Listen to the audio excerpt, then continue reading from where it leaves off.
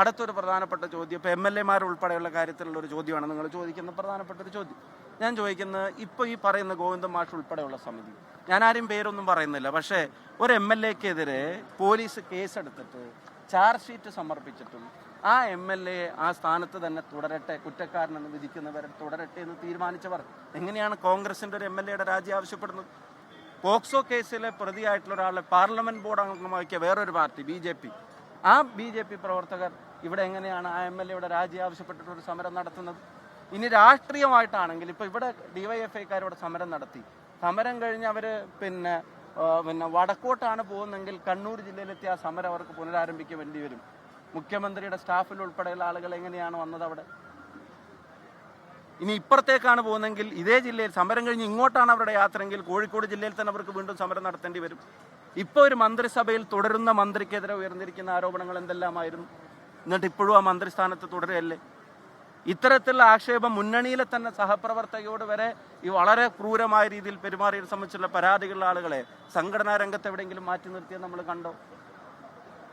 മുഖ്യമന്ത്രിയുടെ സ്റ്റാഫിൽ നിന്ന് മാറ്റി നിർത്തിയത് നമ്മൾ കണ്ടോ? മന്ത്രിസ്ഥാനത്ത് നിന്ന് മാറ്റി നിർത്തിയത് നമ്മൾ കണ്ടോ?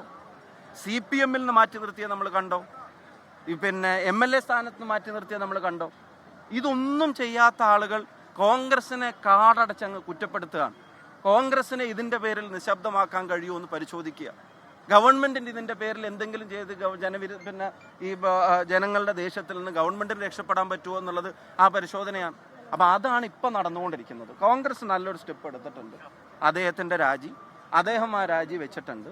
ഇപ്പോൾ നിലവിൽ ചെയ്യാൻ കഴിയാവുന്ന പിന്നെ ഒരു പ്രധാനപ്പെട്ട ഉത്തരവാദിത്വം തന്നെയാണ്, ധാർമ്മികമായിട്ട് തന്നെ ഏറ്റെടുത്തിട്ട് തന്നെയാണ് അത് ചെയ്തിട്ടുള്ളത്. അതിൽ കൂടുതൽ കാര്യങ്ങൾ KPC പ്രസിഡന്റ് പറഞ്ഞിട്ടുണ്ട്, മറ്റ് നേതാക്കന്മാർ പറഞ്ഞിട്ടുണ്ട്. ഇതിൽ കൂടുതൽ കാര്യങ്ങൾ അതിനെ സംബന്ധിച്ച് ഞാൻ എക്സ്പ്ലെയിൻ ചെയ്യേണ്ടതുണ്ട് എന്ന് ഞാൻ വിശ്വസിക്കുന്നില്ല.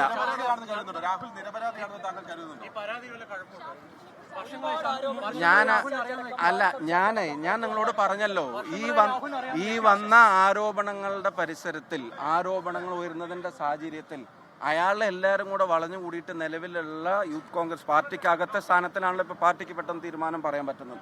ആ സ്ഥാനത്ത് സംരക്ഷിച്ച് പിടിച്ച് മറ്റേ CPM ചെയ്യുന്നത് പോലെ വേറെ തരത്തിലുള്ള ന്യായീകരണങ്ങൾ ചമച്ച് എതിരെ വരുന്ന പ്രതിഷേധങ്ങളോട് അസംബന്ധമാണെന്ന് പറഞ്ഞ് തള്ളിക്കളഞ്ഞ് മൈക്ക് തള്ളിക്കളഞ്ഞ് പോയിട്ടൊന്നും ഇല്ലല്ലോ ഞങ്ങൾ. അയാളും അതിനകത്ത് പിന്നെ ഒരു തീരുമാനം ആ തരത്തിൽ തന്നെയാണല്ലോ എടുത്തിട്ടുള്ളത്. അയാൾ യൂത്ത് കോൺഗ്രസ് സംസ്ഥാന പ്രസിഡന്റ് സ്ഥാനത്ത് നിന്ന് അയാൾ രാജിവെച്ചല്ലോ ഇങ്ങനെ ഒരു ആരോപണ പരിസരത്തിൽ. അതൊരു സ്റ്റെപ്പ് തന്നെയാണല്ലോ, അത് നിങ്ങൾ അംഗീകരിക്കൂ. ബാക്കി നിയമപരമായിട്ടുള്ള കാര്യങ്ങൾ എങ്ങനെ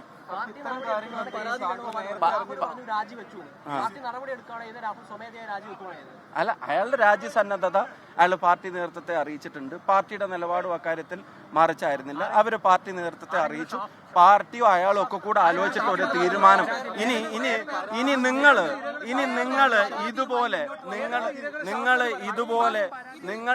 ഹണി ഭാസ്കർ എന്ന് പറയുന്ന തിരക്കഥാകൃത്ത് ഷാഫി പറമ്പിൽ പരാതി നൽകി എന്ന് പറയുന്നു.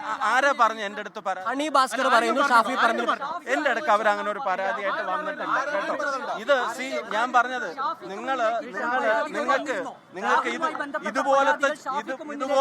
ഇതുപോലത്തെ ചോദ്യങ്ങൾ CPM പ്രവർത്തകർ ഈ സമാനമായ ഇൻസിഡൻസ് ഉണ്ടാവുമ്പോൾ നിങ്ങൾ ചോദിക്കില്ല. ഇവിടെ അസംബന്ധം എന്ന് പറഞ്ഞിട്ട് ഒരു വലിയ വിവാദം തെളിവോടെ പുറത്തു വന്നപ്പോൾ അസംബന്ധം എന്ന് പറഞ്ഞിട്ട് ഒറ്റ വാക്കിൽ കത്ത് തട്ടി മാറ്റിയപ്പോഴും നിങ്ങൾക്ക് അവിടെ ഉണ്ടായിരുന്നു. ഈ കാര്യത്തിൽ